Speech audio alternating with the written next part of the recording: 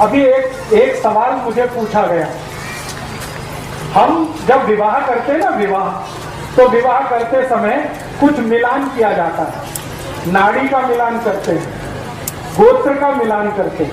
आप जानते क्यों करते हैं? नहीं मालूम? कोई लोग तो कहते हैं कि ये बुआबाजी है, कुछ लोग ऐसा कहते हैं कि नाड़ी का मिलान करना, गोत्र का मिलान करना ये बकवास है, इसका कोई फर्क नहीं पड़ता। लेकिन इसका फर्क बहुत गहरा है, ये साइंटिफिक बात है। बात ऐसी है कि हम जब गोत्र और नाड़ी का मिलान करते हैं तो इस बात को ध्यान करते हैं कि डीएनए एक ही ना हो, ऐसे स्त्री पुरुष की शादी ना हो। एक ही डीएनए ग्रुप वालों की शादियां अगर हो गई तो जिंदगी भर संतान का त्रास रहेगा। एक ही डीएनए ग्रुप में डीएनए के ग्रुप हैं और वो ग्रुप अगर एक ही जैसे हैं, नजदीक का बहुत अंतर नहीं है, उनमें आपस में शादियां हुई तो एक तो संतान होगी नहीं, हो भी गई तो मतिमंद होगी, विकलांग होगी, कमजोर होगी, बुद्धि से बिल्कुल कमजोर होगी, शरीर से कमजोर होगी और संतान जीवित नहीं रहेगी, ज्यादा दिन जल्दी मरेगी।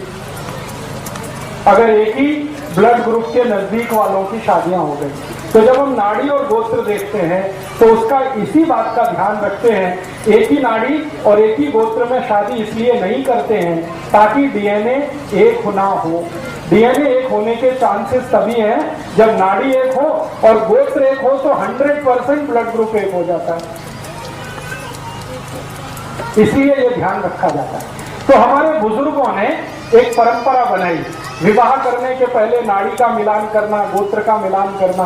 वो परंपरा बहुत साइंटिफिक है। अगर उसका ध्यान रख के आप शादियां करते हैं तो आपकी संतान अच्छी होगी, नहीं ध्यान रखा है तो बहुत तकलीफ होगी। अब आजकल हमारे देश में क्या हुआ है, प्रेम विवाह बहुत होने लगे, लव मैरिजेज होने लगे, उसमें ये कोई ध्यान रखता नहीं, ना नाड़ी का ना गोत्र का, और सब लोगों को ये त्रास है। वो आते हैं मेरे पास, ज्यादातर प्रेम विवाह वाले एक संतान नहीं हो रही है, 10-10 साल से परेशान। फिर मैं कहता हूं जरा ब्लड चेक करो, तो ब्लड चेक करते हैं तो पता चला एक ही दोनों का ब्लड ग्रुप है, तो हो ही नहीं सकती संतान, कितनी भी कोशिश करें।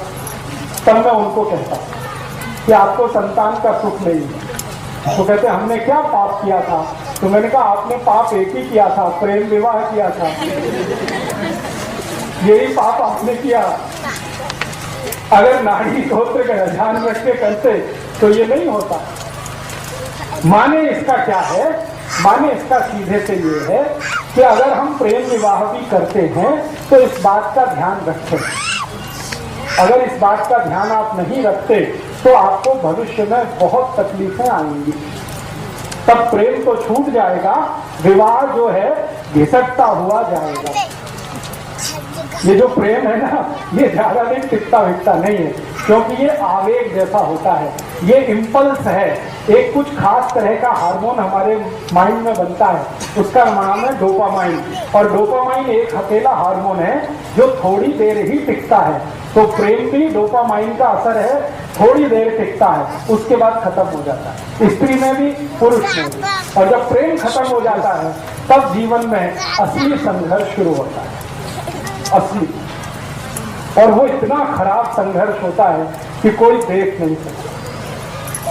थोड़े दिन पहले तक दोनों एक दूसरे के लिए मरने की तैयारी में हैं और डोपामाइन खत्म होते ही एक दूसरे को मार डालने की तैयारी में।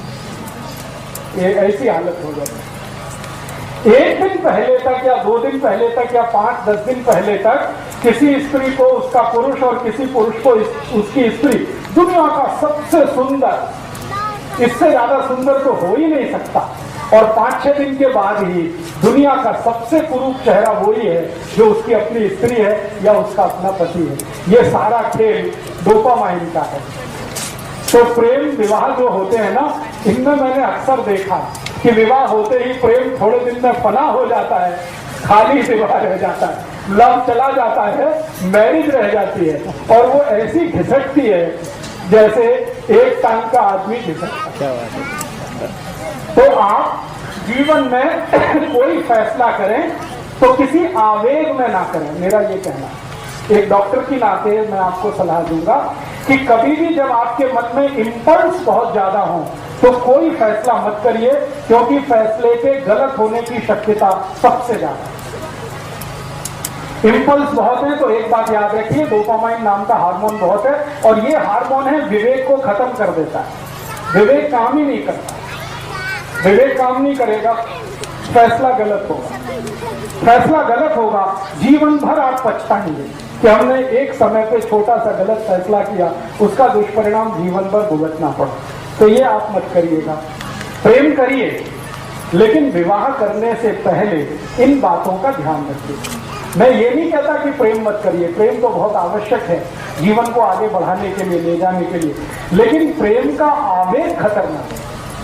प्रेम खराब नहीं है, उसमें जो आवेग है, इंपल्स है, वो बहुत खतरनाक है। उसको ध्यान रखिए, आपकी संतान के विषय में सोचकर, देश और समाज और धर्म के विषय में सोचकर। ठीक है, अभी एक दो प्रश्न आ गए। हाँ, ब्लड ग्रुप दोनों का अलग रहे हमेशा, पति और पत्नी का, ये ध्यान रखिए। एक का पॉजिटिव हो, दूसरे का निगेटिव हो, चलेगा। जैसे किसी का बी पॉजिटिव है पति का, पत्नी का बी नेगेटिव है तो भी चलेगा, लेकिन दोनों का बी पॉजिटिव होगा तो तकलीफ, दोनों का बी नेगेटिव हुआ तो तकलीफ। थोड़ा भी अंतर रहना चाहिए, थोड़ा भी अंतर हमेशा रहना चाहिए। जी जी हाँ, अभी हमारे देश में कुछ परिवारों में ऐसा होता है कि रिलेशन में शादियां होती हैं। ये पूरे भारत में तो नहीं है, महाराष्ट्र में है और थोड़ा सा दक्षिण में कर्नाटक में है। तो कर्नाटक और महाराष्ट्र छोड़ के तो बाकी नहीं, लेकिन हम रिलेशन में शादियां कर रहे हैं। जरूर करिए, लेकिन एक ही चीज का ध्यान रखिए, दोनों का ब्लड ग्रुप सेम ना हो। अगर सेम है तो कोशिश करिए आगे से अवॉइड करें। अब कर ली है तो उसमें तो कुछ नहीं, जो हो गया तो बात खत्म हुई। लेकिन आगे से आप दूसरों को जब सलाह करें तो ये ध्यान रखिए उनको कि ब्लड ग्रुप सेम ना हो तभी शादी करें, भले वो नजदीकी रिश्तेदार हो तो। और कोई प्रश्न?